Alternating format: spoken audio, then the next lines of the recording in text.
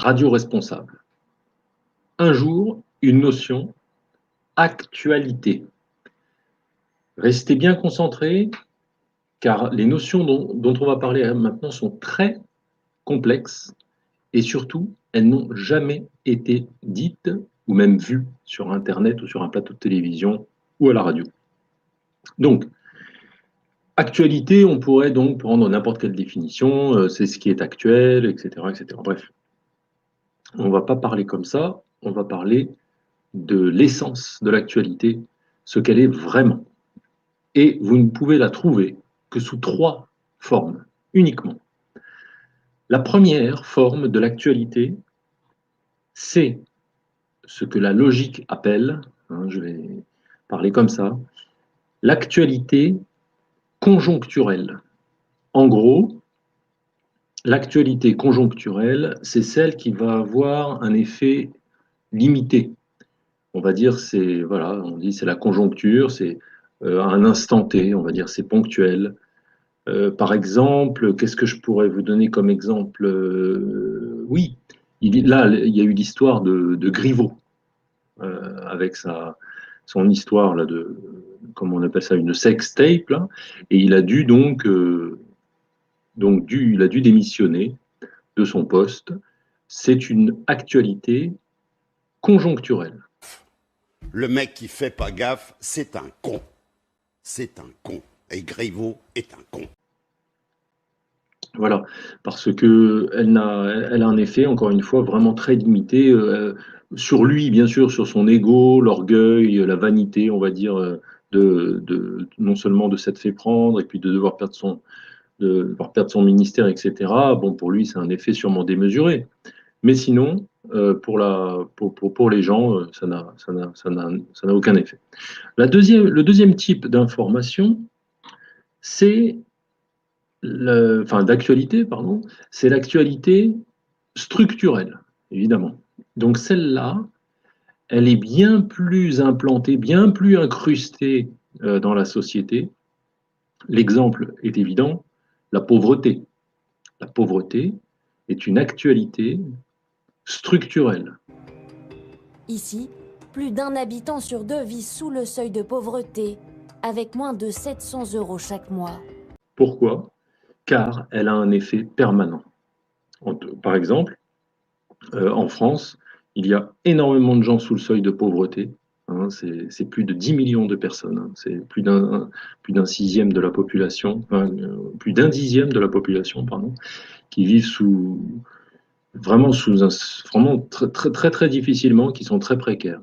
Donc voilà, vraiment, c'est une actualité structurelle. C'est l'actualité la plus importante, celle qui a un effet vraiment pesant, constant sur la comment dirais-je sur les gens, sur l'actualité, voilà, ça reste, c'est structurel, c'est dans la structure de la société. Donc la pauvreté. Et la troisième, avez-vous deviné? La troisième actualité, c'est celle qui va lier les deux, qui est à la fois conjoncturelle et à la fois structurelle. Donc là, je vais vous donner un exemple qui va différer des deux autres pour bien vous montrer à quel point c'est riche et à quel point c'est complexe, l'actualité. Ah oui, et je reviendrai aussi sur l'actualité structurelle, par exemple la pauvreté, donc malheureusement, c'est de ça dont on devrait parler, des actualités uniquement structurelles, justement pour qu'elles sortent de la structure, deviennent plus que conjoncturelles et puis s'effacent. Donc au lieu de ça, les médias imposent aux gens uniquement un flux constant d'actualités conjoncturelles, voilà, des faits divers, du punch, vraiment des trucs qui sont voilà, des petites polémiques de l'instant, etc. Et ça noie le poisson sur la véritable actualité qui préoccupe tout le monde, par exemple la pauvreté. Et alors un autre sujet donc, qui préoccupe aussi tout le monde, qui est une actualité, on va dire, structurelle, c'est par exemple la liberté d'expression. Souvent, on y revient, c'est récurrent. Pourquoi? Parce que c'est structurel, parce que la liberté d'expression en France est menacée.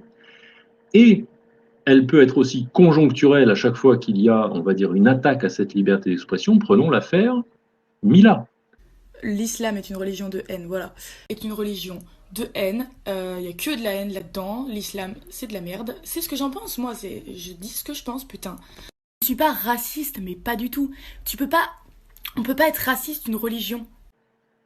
Cette jeune fille, cette jeune femme, pardon, de 16 ans, qui a donc critiqué et insulté une croyance, une religion en particulier, et donc au nom de la liberté d'expression, et qui, par la suite, s'est faite menacer, elle a dû être déscolarisée, etc., etc. Bref, il y a eu plein de problèmes, j'en ai déjà beaucoup parlé sur la chaîne, mais là, ce n'est pas le sujet.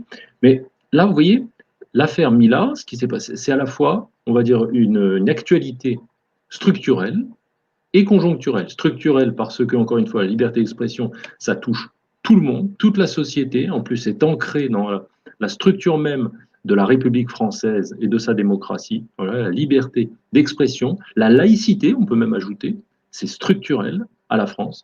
Et justement, ce qui était très riche dans cette affaire Mila, c'est que sur cet événement, on va dire conjoncturel, cette actualité conjoncturelle ponctuelle de ce fameux, on va dire, pugilat sur les réseaux sociaux, et puis ensuite qui a découlé malheureusement sur des tas de menaces pour elle, graves, tout ça parce qu'encore une fois, elle avait utilisé la liberté d'expression, elle avait donné sa pensée par oral.